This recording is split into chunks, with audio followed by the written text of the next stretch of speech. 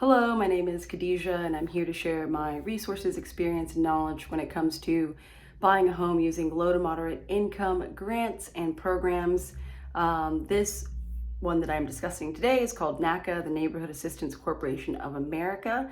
It is a national organization, so for those of you outside of Virginia, this will still be useful, but most of my experience is regarding the Richmond, North Chesterfield, and Henrico areas of Virginia.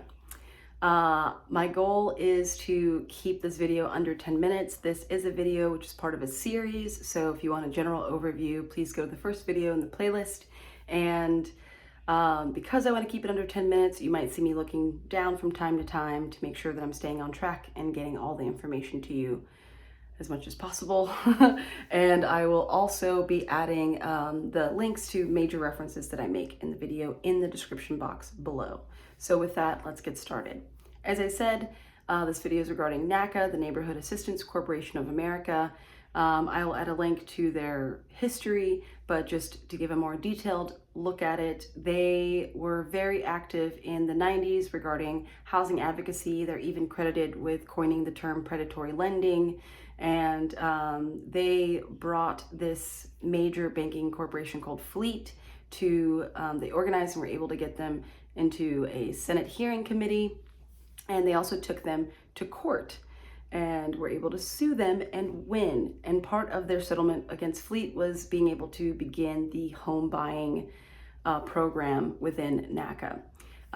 They also took on many other large banking conglomerates and won many of those suits as well. And many of these banks, including, for example, Bank of America, went on to pledge billions of dollars towards NACA's home buying program, which kind of lays down this groundwork for them to be able to do incredible work, but also lets us know that they are a lender. They are a mortgage lender. They do underwriting, and because of that, their application process is very rigorous and detailed. That's not to sway you away from it. You can definitely do it. You can buy a home. You can get this information to them, and you can complete this process. I was not as successful, but I was successful in my own right. Let's just say that. And they did teach me a lot about this process. So the first step in being a part of NACA's program is that you have to go to a workshop. Their workshops are typically in person on a weekend, and they're about 3 or 4 hours. They're very informative. They will also do an overview of their history. They'll have testimonials from people. You'll be able to talk to them, ask them questions. And at the end of their workshop, they give you a code, basically. Like, they give you this code, and this code is able to give you access to the membership portal. The membership portal is really where the application process begins. Once you have the membership portal, you have to fill out and complete a series of things before you can get to a point of having a housing counselor. Your housing counselor is going to be your liaison, your guide through this process from where you start to being able to actually buy a house. So before you can get to the point of having an appointment with the housing counselor, here are the things that you have to put into your membership portal. Obviously, first things are demographics, general information, your name, your age, your birthday, all of that jazz, your ID. And then they want you to connect all of your bank accounts to the portal. That's a very easy process, or relatively easy process. And once your bank accounts are all connected, they will have you categorize each payment, each charge into a different category. And I think it's for the previous 3 months. So, that charge that was at McDonald's, that's gonna be a one-time food charge. And all of the one-time charges, they do typically ask you to write a little explanation about how it's just one time.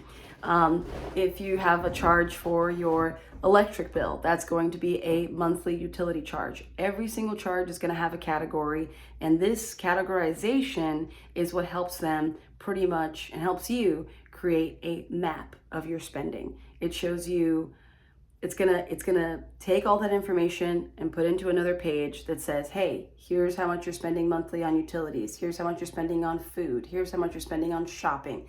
It will show you, give you a budget breakdown of all of your spending and savings patterns. So if you're going to buy a house, this is really important, right? We have to get very honest about the numbers, and this is where they're doing it. You're going to look at the numbers.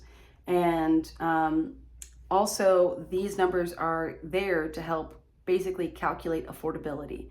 Between your spending and savings pattern and your income, they're going to use those two to kind of create a picture of how much you can afford in a monthly mortgage.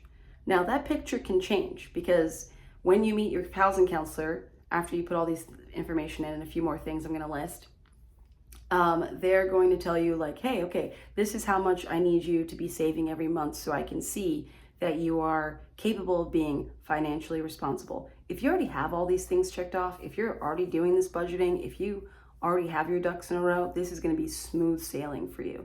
If you don't, this is going to be a good wake-up call, right? And they're going to, use all of those things together to create a new budget for you, a new savings goal for you.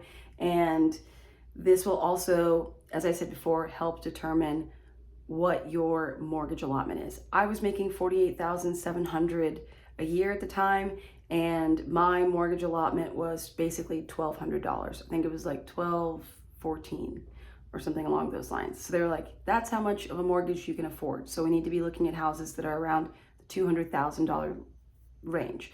And I was like, okay, I want to bump it up to $250,000, which meant that I would need to save more money, because the more money that you have saved, the more cushion that you have saved, the more you can kind of ask and plead your case for why you can afford a bit of a more expensive mortgage than what your budget is allotting at the time. So that savings that they're talking about, it is really helpful, but there's a different kind of thing within the savings realm that they call the payment shock.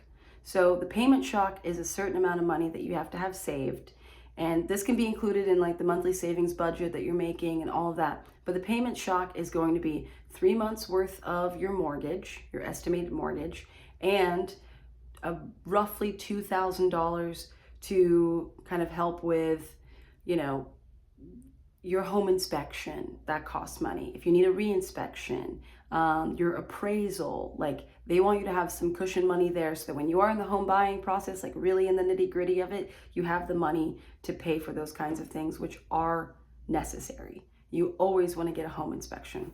So my payment shock, making $48,700, was roughly $5,000. That's how much I needed to save and have in savings before I could even start looking at a house or going to, they have another workshop that you end up doing called the home buying workshop. That's when you're in the second phase, kind of towards the final phase of home buying. So there is that, right? They're gonna, within the portal, other things that they're gonna want your rental history. They're gonna want the names of your landlords, their contact information, where you're living, how much you were paying there. They're going to do a soft pull on your credit, so it's not going to hit your credit score at all, but that soft pull will include any addresses that are associated with that. They're going to want to know, the information around that. They're going to want to know if you have any debt. If you have any debt at all, that goes into what all lenders do, which is a debt income ratio, right? And that debt includes student loans. So no matter what bank you go to, they are going to pull your debt. And that is not a bad thing. It doesn't necessarily, student loans actually are like one of the softest hits when it comes to debt. So here are the other things that you will need. They require you to be registered to vote. You have to be registered to vote. You have to put your voter registration proof in there. 2 years of tax returns. And you don't need this right away, but go ahead and get 2 years of your tax transcripts as well. And 6 months of pay stubs and a $25 annual membership fee. What I will say is that once you have all of that, you can make an appointment and finally meet your housing counselor. They'll have everything they need to start laying out the plan to getting you the home buying process. I'm going to talk about this grant called the Homes of VA grant. That is one of the grants that you can use with NACA. And you can use that grant as your payment shock. You can use that grant in other ways to like push up your mortgage allotment, that kind of thing. So there are ways to really cushion that up and get that number up a little higher. The biggest piece of advice that I will give you when it comes to meeting with your housing counselor is that ask them, hey, what are all the grants that are available to me in Virginia that work with NACA? Because that could change year to year. You know, I don't have the information for what grants may be available when you're watching this video. And I guess I should include that the information that I'm sharing is relative to 2023, 2024. It can change year by year, but generally this seems to be the standard. And when they email you, they might say like, yeah, I sent that to you.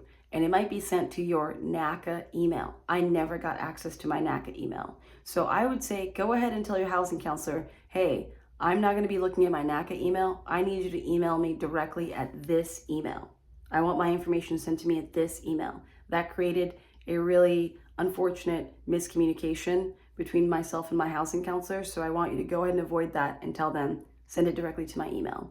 So with that, it's a little over 10 minutes, but I hope that, I know it's a lot of information. I hope it's really useful. And yeah, I wish you very much luck and skill in this process. Everything that you get together in this NACA application is going to be useful for every other thing that I'm going to be talking about. So with that, I'll see you in the next video. Thank you.